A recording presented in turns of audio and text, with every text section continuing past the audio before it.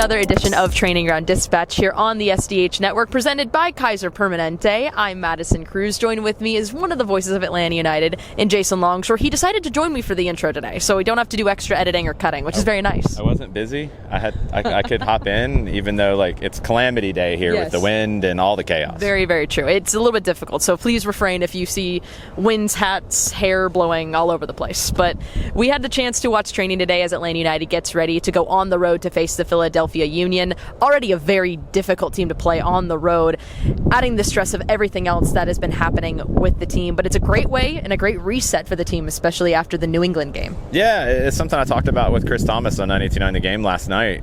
We've talked about it a lot. The team has to get a little more physical. They have to get a little bit more of an edge.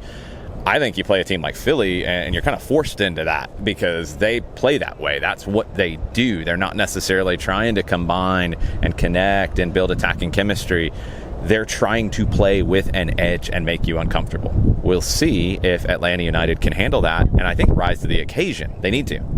Well, we had the opportunity, before we even got the chance to watch a little bit of training, we had the opportunity to catch up with the newest homegrown signing in Dominik Chong Qui. That was announced last week. We had the opportunity to chat with him about the signing and a whole bunch of other things about his development and everything else. So here's a clip from our feature with him, and you'll get to see all of that here soon on the SDH Network. But right now, here's Dominik Chong Qui.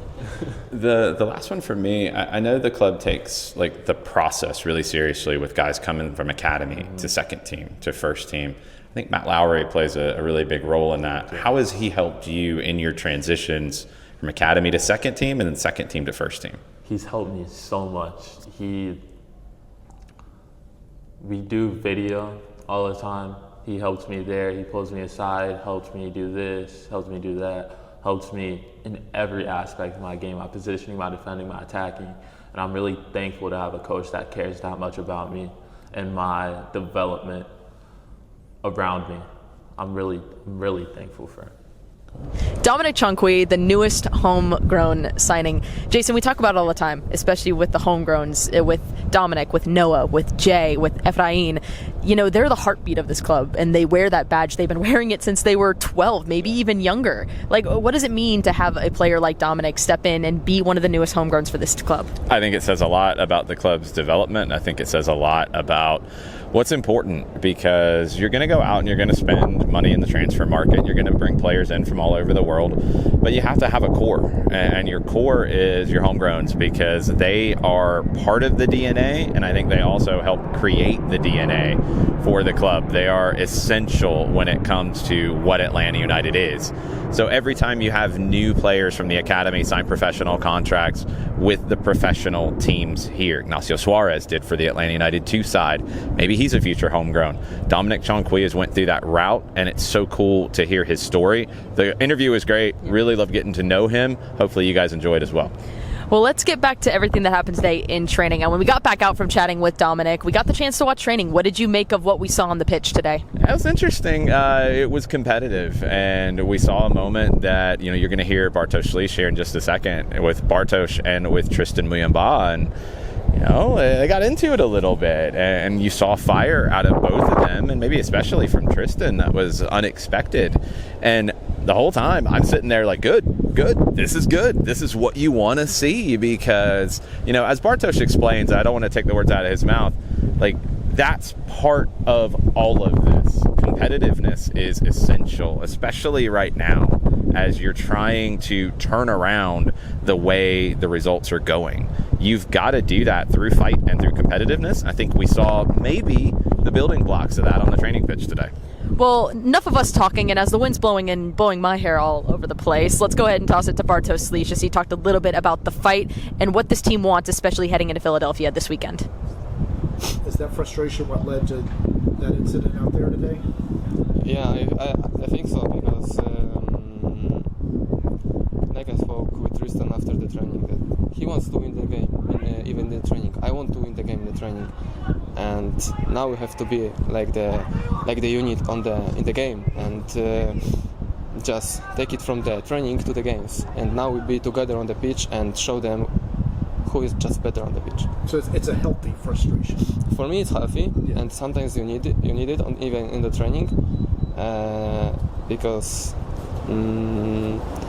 I think it's gonna help the team. And like I said, we are too nice. We are too nice. We have to be more aggressive and show the pitch that they're gonna come to our stadium, our home, and they will not win at this day. Yeah.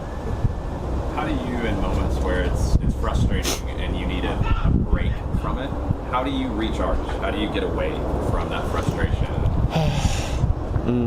I think, as I said, just focus on today, on this training. Tomorrow I will focus on next training, and just think about the next game. And it's not easy because if you lose and you don't frustrate, I think something wrong with you.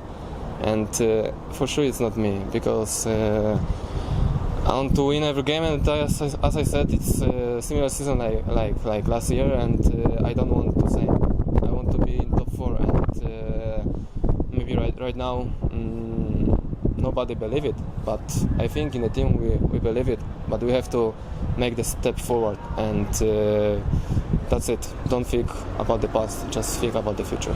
You want to see that fight. You want to see the fight from the team, especially going up against a really difficult side in Philadelphia Union, where you know they're going to be aggressive. You want to go in there and you want to make a stamp, especially in this road match. Yeah, I think you could really feel Bartosz in what he had to say to the media today. He's frustrated. He's, I think as confused as the rest of us, because the team is playing better than the results that they're getting. And that's a very weird spot to be in, where there's obvious changes and there's obvious things to do differently. Okay, easy. You know a pathway. Right now, it's not obvious. You're, against New England especially, you hardly give up anything. They get a penalty. You hit the post twice. You have 2 goals taken away. Like, it's so many different weird things that all happen in one 90-minute session. So I do lean into what Bartosz kind of focused on with the competitiveness. They all want to win. You have to block stuff out, and you have to get out here and fight against one another here, but then for one another when you get into the matches on the weekend. So hopefully what we saw today leads to some more fight in the match on Saturday. Well, speaking of Saturday's matchup, it's Atlanta United going on the road to face the Philadelphia Union. That's going to be at 7:30 p.m. At 6:30 p.m., myself and Garrett Chapman will be stepping in to do the pregame and postgame show on 92.9 The Game and the Odyssey app. Then we'll toss it over to Mike and Jason, who are going to be in Philadelphia calling the match.